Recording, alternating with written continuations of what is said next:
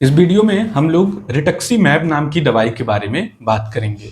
तो रिटक्सीमैब जो दवाई है वो रिसेंटली कुछ सालों से अपने देश में अवेलेबल हो गई है। तो ये जो दवाई है ये स्किन की बीमारी में भी बहुत ज़्यादा उपयोग में लाई जा रही है।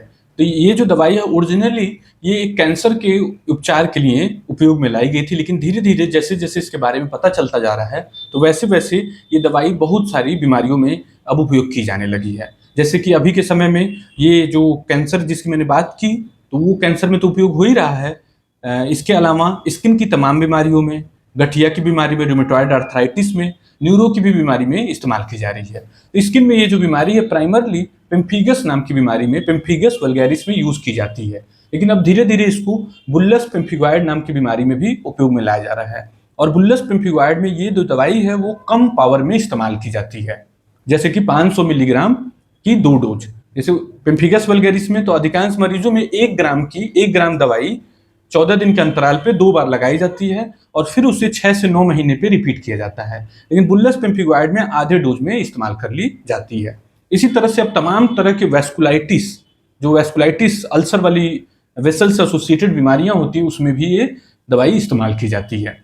और ये जो दवाई है बहुत ही कारगर दवाई के तौर पर उभरी है इन सभी बीमारियों में। जब से ये दवाई उपलब्ध हुई है तब से इन सब बीमारियों का मैनेजमेंट ही पूरी तरह से बदल गया है, क्योंकि काफ़ी मरीजों में ये जो दवाई है परमानेंट क्योर भी करती है और मरीज को लंबे समय तक बीमारी से मुक्त करती है जिनमें परमानेंट क्योर नहीं हो पाता है। जैसे पेम्फिगस के पेशेंट में बीमारी को एकदम कमजोर कर देती है और काफ़ी मरीजों में जड़ से भी खत्म कर देती है।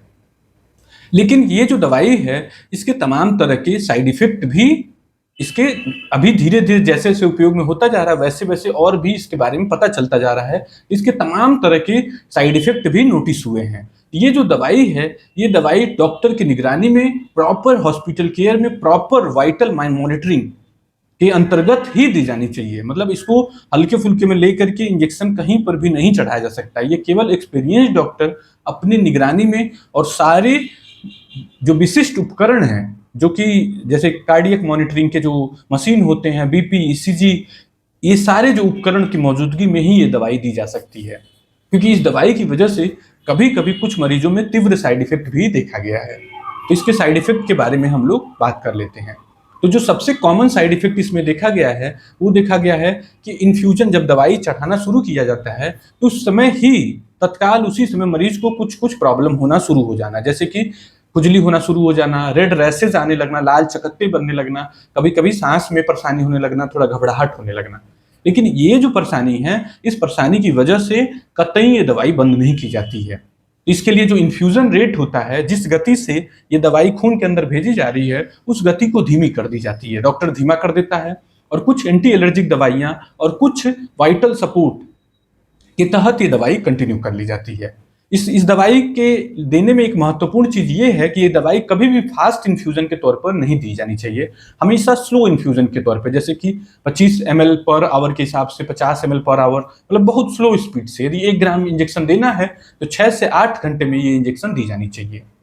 इसके इसके अलावा इसके और भी तमाम माइनर साइड इफेक्ट हैं, जैसे कि यदि सिर की हम लोग बात करें तो सिर दर्द होना, चक्कर आना, इसी तरह से चमड़ी की हमने बात की कि चमड़ी में रैसेज हो जाना, चमड़ी में खुजली होने लगना, इसी तरह गले में सूजन हो जाना, एंजियोएडिमा जैसे बोला जाता है, जिससे थोड़ी मरीज को सांस लेने में परेशानी होने लगती है। हड्डियों में प्रॉब्लम हो सकती है, जैसे कि जोड़ों में दर्द, आर्थ्रैल्जिया, मायल्जिया हो सकता है। पेट में इसकी वजह से तमाम तरह की दिक्कतें देखी गई हैं, जैसे कि पेट दर्द होना शुरू हो जाना, दस्त शुरू हो जाना। इसी तरह से दूसरे छाती में जो प्रॉब्लम्स होते हैं, जैसे कि छाती का इन्फेक्शन हो जाना, कफ होने लगना, साइनोसाइटिस हो जाना, तो इसकी पूरी तमाम लिस्ट है। इसके अलावा ये दवाई जो है ब्लड के ऊपर भी इम्पैक्ट कर सकती है, जो खून बनने की प्रक्रिया है उसको भी धीमी कर सकती है, कम कर सकती है, जिससे मरीज को इन्फेक्शन होने का रिस्क हो सकता है, जिसको बोला जाता है लिम्फोपिनिया, ल्यूकोपिनिया, पैनसाइटोपिनिया, बोन मैरो सप्रेशन। तो ये सब साइड इफेक्ट देखे गए हैं। लेकिन ये जो साइड इफेक्ट जितनी भी बात हुई है तो वो जो साइड इफेक्ट होते हैं ये साधारण साइड इफेक्ट की कैटेगरी में गिने जाते हैं, मतलब किसकी वजह से दवाई का कोर्स नहीं बदला जाता है, इसको सिम्टोमेटिक मैनेजमेंट के आधार पर उसे मैनेज किया जाता है। जैसे कई पेशेंट होते हैं ठंड लगना, बुखार आना, कपकपी लगना, इस तरह की भी चीजें बताते हैं, तो उस कंडीशन में जो एंटी एलर्जिक मेडिसिन होती हैं, फीवर की जो मेडिसिन होती हैं, वो सब दवाइयां दे करके इस दवाई को कंटिन्यू कर ली जाती है। जैसे पैरासीटामोल दिया जाता है, इसी तरह से अभी धीरे धीरे एक मैंडेटरी प्रोटोकॉल बनता जा रहा है कि एंटी एलर्जिक मेडिसिन आधा घंटा पहले दवाई देने की दी जाए, जैसे एविल या हाइड्रोकॉट इंजेक्शन, फिर ही ये दवाई चढ़ाई जाए। तो इससे ये सब साइड इफेक्ट्स में कमी आ जाती है। तो ये जो साइड इफेक्ट है इनको मेजर साइड इफेक्ट के तौर पर डॉक्टर नहीं देखता है। यदि बहुत ज़्यादा बोन मैरो सप्रेशन हो जाए, खून बनना कम हो जाए, तो वो मेजर साइड इफेक्ट के तौर पे है। तो इसीलिए रिटक्सीमैब देने से पहले डॉक्टर तमाम तरह से आपको स्क्रीन करता है, तमाम तरह के ब्लड में, स्किन में टेस्ट करवाएगा, उसके बाद ही रिटक्सीमैब आपको देगा।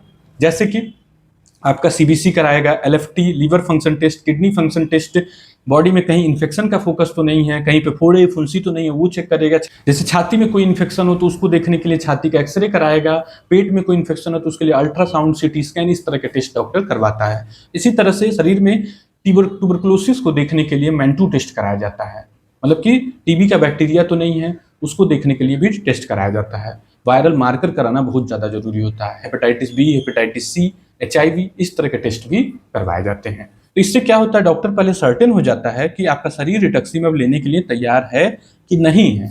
यदि वो नहीं तैयार है तो फिर रिटक्सीमैब आपको नहीं दिया जाता है।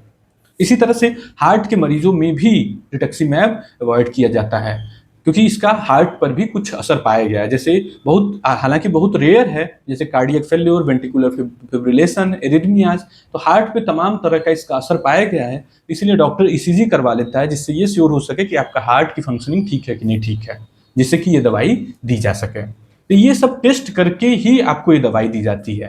तो ये दवाई जो है अभी के समय में साधारण परेशानियों के लिए उपयोग में नहीं लाई जाती है, क्योंकि इसकी वजह से कुछ साइड इफेक्ट, हालांकि वो रेयर साइड इफेक्ट हैं और सामान्य साइड इफेक्ट हैं, लेकिन वो जानलेवा हो सकते हैं कुछ विशेष परिस्थितियों में।